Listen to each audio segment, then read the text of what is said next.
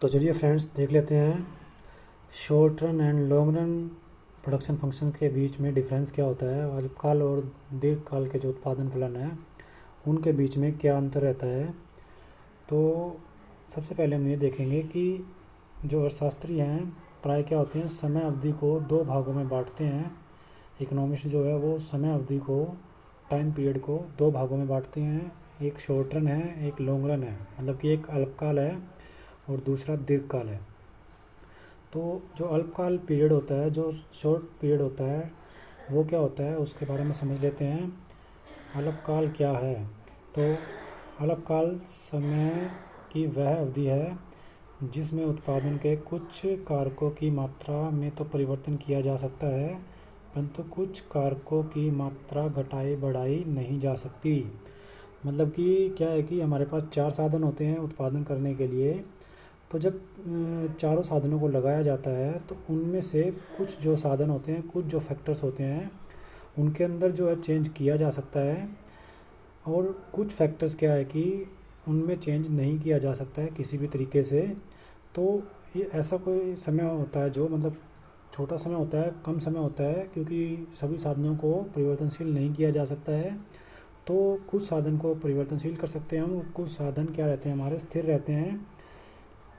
तो इस समय अवधि में उत्पादन को वर्तमान उत्पादन अक्षमता तक बढ़ाया जा सकता है। अन्य शब्दों में अल्पकाल वह अवधि है जिसमें उत्पादन के कुछ साधन परिवर्तनशील होते हैं जबकि कुछ साधन स्थिर रहते हैं। मतलब कि समय की क्या होती है, वह अवधि है, क्योंकि थोड़ा ही समय होता है इसके अंदर। तो इस सीमा के अंदर, समय की सीमा के अंदर क्या होता है कि कुछ साधन क्या हो जाते हैं, परिवर्तनशील हो जाते हैं, लेकिन कुछ साधन स्थिर ही रहते हैं।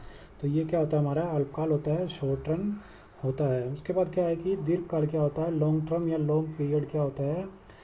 तो दीर्घकाल समय की वह अवधि है जिसके दौरान क्या है, उत्पादन के सभी कारकों की मात्रा घटाई बढ़ाई जा सकती है। अर्थात किसी भी कार्य की मात्रा क्या है कि स्थिर नहीं होती है। मतलब किसी भी जो कारक होता है, फैक्टर होता है, इसको ठीक कर लें आप, कारक लिखें यहाँ पे।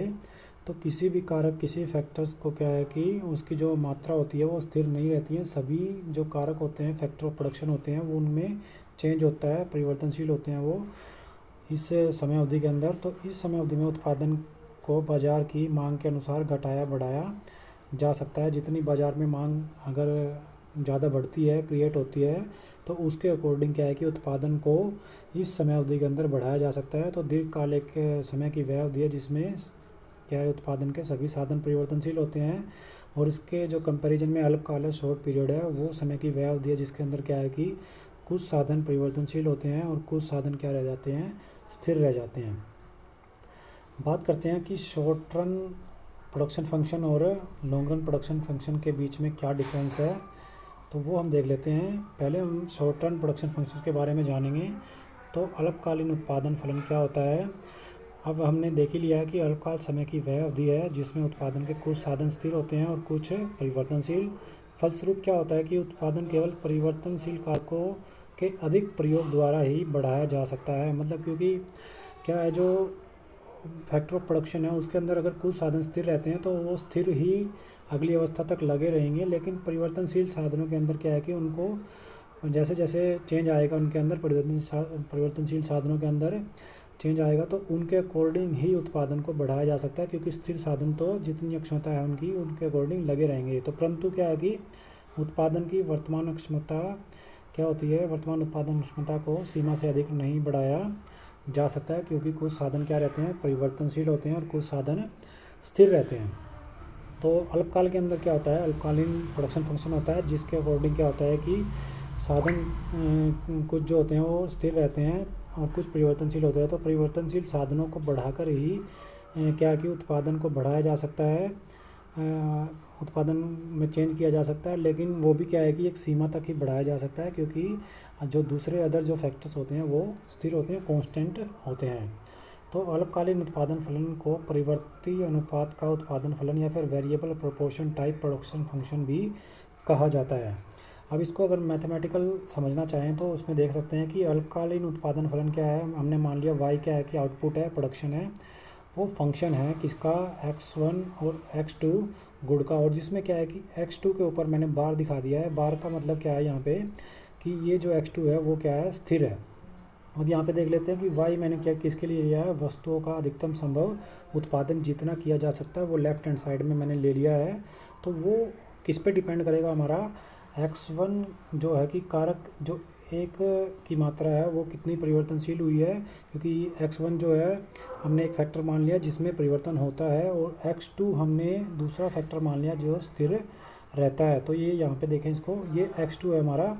तो x2 के अंदर क्या है कि ये स्थिर है, कांस्टेंट रहता है, इसमें कोई परिवर्तन नहीं होता है, ये ऐसा कैसा लगा रहता है। लेकिन क्या है कि जो x1 है उसमें परिवर्तन करके उत्पादन को एक सीमा तक बढ़ाया जा सकता है। तो ये है हमारा शॉर्ट रन प्रोडक्शन फंक्शन, जिसको variable proportions types production function भी कहा जाता है। बात करते हैं दीर्घकालीन उत्पादन फलन की। दीर्घकालीन उत्पादन फलन क्या होता है हमारा, आगे देखते हैं हम इसमें। तो दीर्घकालीन उत्पादन फलन क्या होता है, लॉन्ग रन प्रोडक्शन फंक्शन क्या होता है हमारा।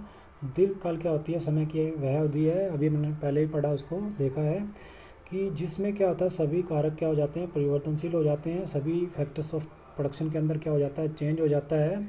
इसलिए उत्पादन के अधिक कारकों का प्रयोग करके उत्पादन को बढ़ाया जा सकता है। इस समान अनुपात प्रकार का फलन constant proportion type production function भी कहा जाता है। मतलब इसे क्या कहा जाता है, constant proportion type production functions भी कहा जाता है, क्योंकि इसके अंदर क्या होता है कि सारे साधन क्या होते हैं, परिवर्तनशील होते हैं, सभी साधनों में चेंज किया जा सकता है, सभी फैक्टर ऑफ प्रोडक्शन के अंदर चेंज किया जा सकता है, और इसे constant proportion type production functions कहते हैं। जो शॉर्ट रन था उसको variable proportion type production function कहते हैं, कई बार एग्जाम में पूछ लेते हैं। और जो लॉन्ग रन प्रोडक्शन फंक्शन है उसको constant proportion type production function कहा जाता है। तो उत्पादन के स्थिर और परिवर्तनशील साधन देख लेते हैं वो उनमें क्या अंतर है।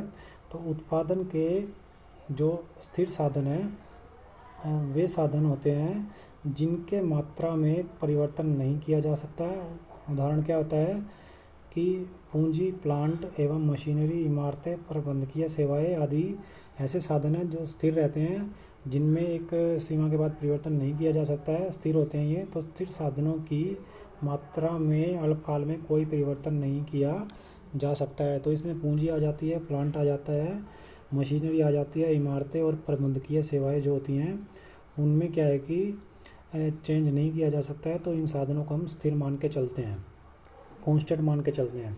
उसके बाद जो परिवर्तनशील साधन होते हैं वो क्या होते हैं, परिवर्तनशील साधन वह साधन होते हैं जिनका प्रयोग उत्पादन में परिवर्तन होने से परिवर्तित होता है।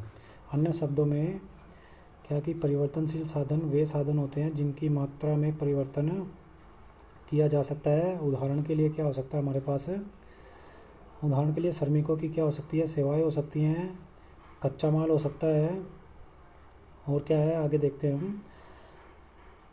तो ये कच्चा माल हो सकता है, श्रमिकों की सेवाएं हो सकती हैं, और इसमें जो होता है वही हमारा जो कह सकते हैं कि भी कच्चे माल के अंदर क्या है कि परिवर्तन इसमें हम कर सकते हैं। तो परिवर्तनशील साधनों की मात्रा में अल्पकाल में परिवर्तन किया जा सकता है, क्योंकि क्या है कि ये सारे के साधन क्या होते हैं, परिवर्तनशील होते हैं, तो इनमें चेंज किया जा सकता है। तो ये था हमारा सेकंड पार्ट। इसके आगे क्या है कि हमारा थर्ड पार्ट आएगा, उसके अंदर हम समझेंगे कि जो हमारा प्रोडक्शन फंक्शन है, शॉर्ट रन प्रोडक्शन फंक्शन है, या फिर वेरिएबल प्रोपोर्शन जो फंक्शन है हमारा, उसको किस तरीके से डिफ़ाइन कर सकते हैं ग्राफिकली या टेबल के द्वारा।